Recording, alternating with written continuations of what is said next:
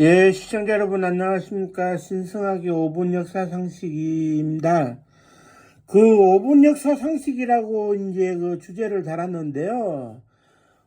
매번 동영상 그 타임이 9분, 10분대로 왔다 갔다 하고 있어서 좀 죄송하네요.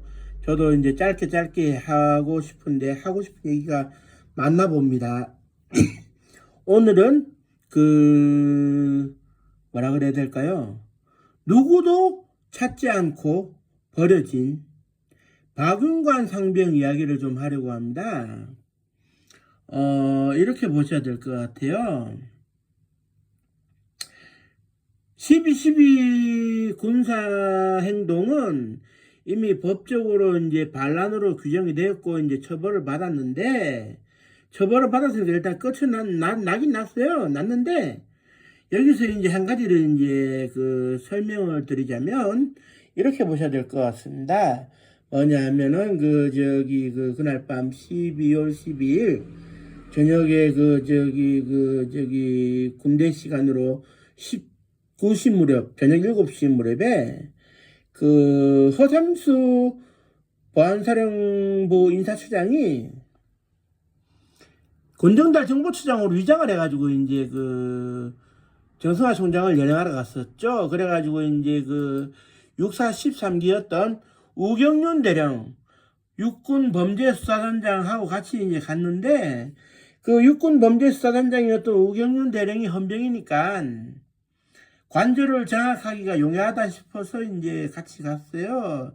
갔는데 이제 그때 이제 전두환 보안사령관이 그 총장 공간일 때는 해병대 병력이 경비를 서고 있으니까 그들을 무장해제시키려면 병력이 좀 필요하다.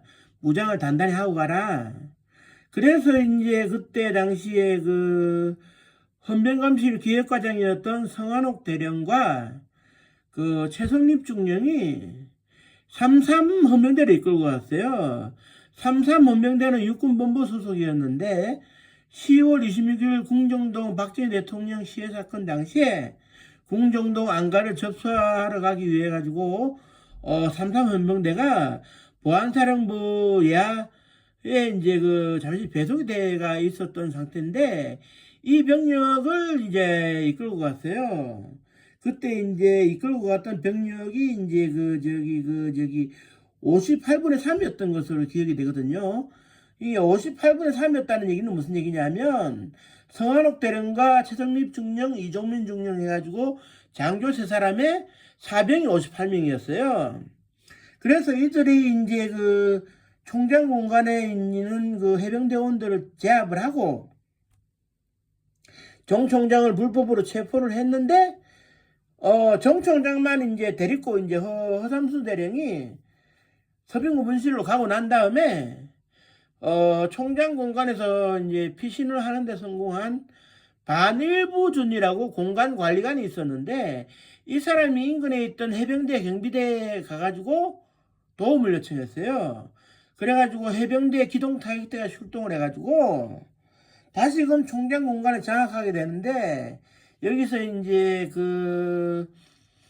묘한 상황이 벌어지는 것이 허삼수 대령은 정 총장을 육체적으로 연행을 해서 서빙고 분실에 데려가는 거에 급급했을 뿐만 아니라 자기네들끼리 그냥 총격이 있음으로 인해 가지고 같이 갔던 우경윤 대령이 어깨로 해가지고 허리깨로 이제 관통을 당해가지고 저격을 당해 쓰러졌어요.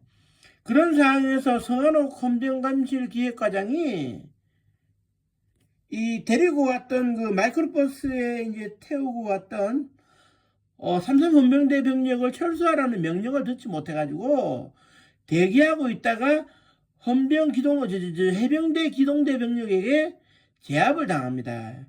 이 와중에 당시에 박윤관 일병이 관통상을 입고 사망을 하게 되는데요. 이게 참 중요한 게 뭐냐면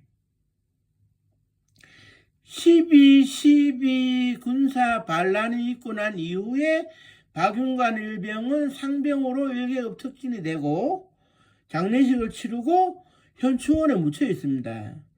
그리고 장례비가 지급되고 위로금이 지급되고 그걸로 끝이 났어요.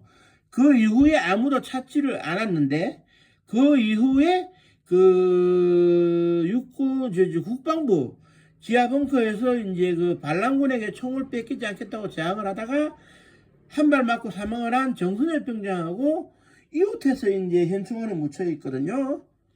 그런데 이제 세월이 흐르면서 12.12가 불법이었고 군사 쿠데타다 이렇게 얘기가 딱 되어지는 순간 입장이 바뀌는 겁니다. 정선열 병장은 국방부 헌병대 그 대원으로서 정당한 임무를 수행하다가 반란군에게 사살되었다 해가지고 오히려 영웅 대접을 받는 입장이 되고 모교에서는 그 조선대학교에서는 명예 졸업장이 이제 수여가 되고 광주에 있는 동신고등학교에서는 그 기념일도 이제 그 챙기고 있어요. 뭐 훈장을 추서해야 된다는 얘기도 있는데 그와 반면에 무덤만 주고 전두환과 신군부가 챙기지 않았던 박윤관 상병은 이제 와서 국가가 해줄 수 있는 것도 없습니다. 왜냐? 3.3 헌병대 병력이 반란군으로 낙인 찍혔고 그때 3.3 헌병대 병력을 이끌고 왔던 성한옥 대령이나 최성림 중령이 처벌을 받았거든요. 법적으로. 감옥살이를 했어요. 그러니까 박윤관 일병은 상병으로 1계급 특진된 거 말고는 없지 않습니까? 버림받은 거예요. 일회용 사병으로 동원돼가지고 반란군으로 동원돼가지고 명예를 회복할 수도 없어요. 지금껏 반란군으로 낙인 찍혔기 때문에 누가 국가가 뭘 해줄 수도 없습니다. 제가 개인적으로 그 박윤관 일병의 가족을 알아보니까 그 어머님께서 없는 형편에도 큰아들 잘 되라고 빚을 내가며 대학 공부를 시켰더라고요. 그리고 그때 당시에 그 사병 신분으로서 결혼까지 하고 한 달 만에 이제 그 총에 맞아 사망을 했는데 그럼 뭐 어떻게 하겠습니까? 잘 되라고 대학까지 없는 형편에 보낸 아들이 그렇게 총에 맞아 죽고 대접도 못 받았으니 결혼 생활은 끝이 나고 어머님은 당연히 우울증이 오죠. 우울증 안 하고 백이겠습니까? 권력을 찬탈하는데 앞장선 전두환과 신군부 그 사람들은 박윤관 일병의 죽음을 외면했어요. 자기들이 이용해 먹고 써먹고 버려버렸어요. 박윤관 일병은 지금 비참한 상태에서 그냥 국립현충원에 묻혀있는 것 뿐이에요. 특별한 의미가 없습니다. 의미가 있어서 묻힌 게 아니에요. 제가 서울 동작동 현충원에 갈 때, 그래도 억울하게 돌아가셨으니까, 정선일 병장의 묘지에 가가지고 소주 한 잔 부어줄 때, 저도 박윤관 상병한테, 경례도 드리고 소주 한 잔 부어주고 왔는데, 제 개인이 뭘 해줄 수도 없잖아요. 그리고 국가 차원에서는 반란군으로 규정된 병력이었는데 어떻게 해주겠습니까? 이건 일회용으로 써먹고 버린 전두환 씨가 책임을 져야 됩니다.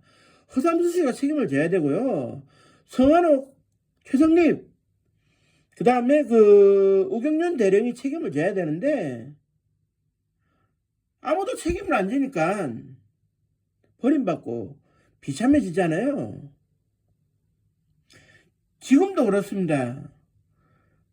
최아무개 해병대 상병이 죽은 이후에 누구도 책임을 안 진다 해가지고 버려진 상황인데 언제까지 우리 젊은 군인들이 군대에 가가지고 일회용 소모품 취급받다가 끝날런지 알 수가 없어요. 누구나 다 가는 군대인데 살아 돌아오지 못하면 이처럼 비극적인 일이 어디 있겠습니까? 박윤관 일병의 명예는 쿠데타를 저지른 사람들이 자기들이 동원했으니까 자기들이 회복시켜줘야 되겠죠. 돈을 억만금 준다고 회복은 안 되겠지만 그래도 억울하게 희생당한 박윤관 상병의 명복을 저라도 빌어드리면서 이 동영상을 보시는 분들도 같이 명복을 빌어주시기를 바라는 마음으로 오늘 동영상을 마치겠습니다. 제가 뭐 해드릴 수 없어서 죄송합니다. 감사합니다.